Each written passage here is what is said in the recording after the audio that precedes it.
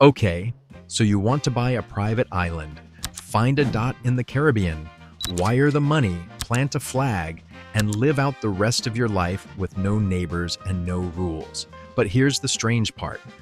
A private island is the only piece of real estate on Earth where the price on the listing is the cheapest part of the entire deal. You can buy an island for less than a one-bedroom apartment in a major city, and then it can quietly bankrupt you over the next 10 years, one shipment of concrete at a time. By the end of this video, you'll know exactly how that happens, how an island actually costs money instead of making it, why the few people who turn one into a fortune are doing something completely different from what everyone else thinks they're buying, and why owning a private island isn't really real estate at all. It's closer to founding a tiny country where you are personally responsible for the electricity, the water, and the government. Private islands come in three tiers, and they're three completely different financial disasters. At the bottom, a remote, undeveloped island off Canada, Nova Scotia, or Central America can sell for $100,000 to a few $100,000. That sounds like the bargain of the century. It is not. It's a deposit on a problem. In the middle is a developed island in a desirable region with a house, a dock, maybe power already run. That's several million to tens of millions of dollars. And at the top is the trophy, a fully built, staffed, brand-name island in the Caribbean or the Pacific. That'll run you anywhere from $50 million into the hundreds. But the purchase is the start of the bill, not the end of it. And there are two costs nobody warns you about. The first is that an island has no infrastructure, none. On the mainland, you buy a house and the water, power, sewage, and roads already exist. On an island, you are the utility company. You have to build your own desalination plant for fresh water, your own generators or solar, array for power, your own waste system, your own dock or airstrip, and every brick, every pipe, every bag of cement has to be shipped across open water. Construction on a remote island routinely costs 2 to 5 times what the identical building would cost on land. The second is that in much of the world, you can't actually own it. Plenty of the most beautiful island nations across the Pacific and Southeast Asia legally forbid foreigners from owning land outright. What you buy is a long-term lease, so you can pour $20 million into paradise on ground that, on paper, still belongs to someone else. A private island, it turns out, is not a purchase, it's a lifetime subscription with a very large activation fee. Now the question that actually matters, where does the money come from? Because for almost every private island owner, the honest answer is it doesn't, it only goes out. Here's the way to understand it. Buying a normal house is like buying a car. Expensive, but it mostly just sits there, costing you insurance. Buying an undeveloped island is like buying a car with no engine, no wheels, and no seats in the middle of a lake, and then being told the nearest parts store is a 4-hour boat ride away. The sticker price was never the point. The point is everything you now have to build and ship and maintain, forever in salt air that eats metal alive. So the only way an island makes money is if you stop treating it as a home and start treating it as a business, specifically an ultra-luxury rental. The model that works looks like this. Build something so exclusive that the richest people on the planet will pay tens of thousands of dollars a night to have the entire island to themselves. Not a room, the island. Richard Branson is the textbook example. He bought Necker Island in 1978 for around $180,000. Pocket change, even then. Then he spent years and many millions turning it into a private resort.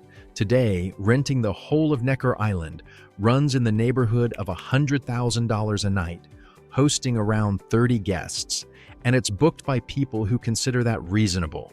The island that cost less than a nice car now generates more in a single week than most hotels do in months. That's the trick. The island is never the asset. The experience you build on top of it is. Okay, So that's the rare success. Now, the machine underneath it, the part that quietly drains everyone else. Staff. A functioning luxury island needs a permanent crew: managers, chefs, housekeepers, boat captains, maintenance, security. Dozens of people, many of whom have to be housed and fed on the island itself, paid year-round whether a single guest shows up or not. Maintenance. Salt water and tropical sun are in a permanent war with everything you build. Metal corrodes, wood rots, electronics die, paint peels. An island doesn't have a maintenance budget. It has a maintenance appetite, and it is never full. And then, the thing that can erase a decade of spending in one afternoon: weather. Necker Island has been hit by both fire and a direct strike from Hurricane Irma in 2017, which flattened structures across the region. Insurance for an exposed island, if you can get it at all, is brutal. Many owners simply self-insure, which is a polite way of saying they gamble the whole investment against the sky every hurricane season. So the real running formula of a private island is the opposite of every other business. It's fixed costs, multiplied by isolation, multiplied by weather risk, minus whatever tiny trickle of rental income you can generate. For most owners, that math never turns positive. It was never going to. So why do smart, wealthy people keep buying these things and getting wrecked? Two mistakes over and over. Mistake one: they buy the dream and ignore the arithmetic. They see the white sand and the listing price and think they're buying a cheap slice of heaven.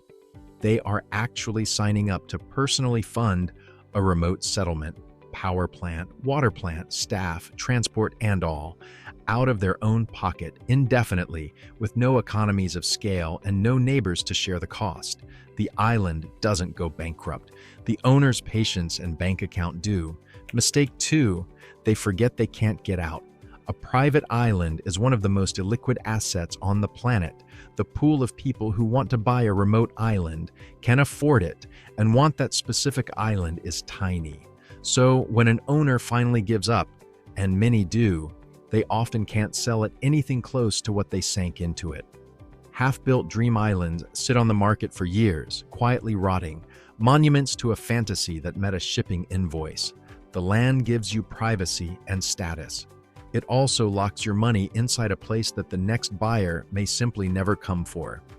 Step back for a second, because the economics here are almost backwards. Most assets are bought to make money, or at worst, to hold value. A private island does neither for the vast majority of owners. It is a pure liability dressed up as the ultimate luxury. A thing you buy precisely because it is impractical, because the impracticality is the status symbol. Owning one says you are wealthy enough to fund your own private failed state for fun. And yet, at the very top, for the tiny handful who treat it as a business instead of a toy, it becomes one of the most powerful brands money can buy. Necker isn't just an island. It's the headquarters of an image. The same isolation that bankrupts the dreamer becomes priceless scarcity in the hands of the operator. It's the same trade as always.